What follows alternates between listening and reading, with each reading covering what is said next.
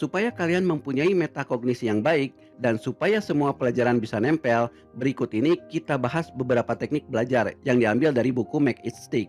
Buku yang ditulis berdasarkan hasil penelitian. Pertama adalah retrieval practice. Retrieval practice sederhananya adalah latihan mengeluarkan isi otak. Nah, di sini kalian harus paham bahwa belajar yang efektif bukanlah menjejalkan segala informasi masuk ke kepala, tapi justru harus mengeluarkan apapun yang sudah ada di kepala. Kebanyakan kita salahnya adalah belajar dengan hanya membaca, mendengar, dan mencatat.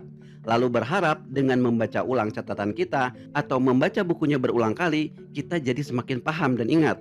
Padahal membaca ulang hanya akan menciptakan ilusi pengetahuan, seolah kalian paham padahal tidak.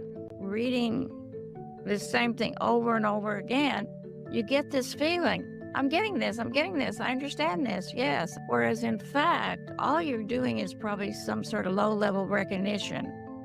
Perhatikan, ini adalah kurva yang disebut forgetting curve.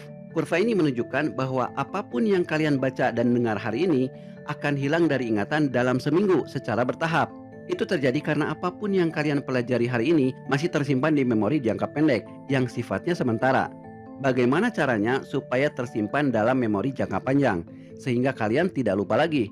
Caranya bukanlah dengan membaca buku berulang-ulang, tapi dengan menguji diri sendiri sebaik apa kalian menjelaskan ulang atau mengerjakan soal sesegera mungkin setelah kalian tutup bukunya. Supaya kalian mempunyai metakognisi yang baik dan supaya semua pelajaran bisa nempel, berikut ini kita bahas beberapa teknik belajar yang diambil dari buku Make It Stick. Buku yang ditulis berdasarkan hasil penelitian. Pertama adalah retrieval practice.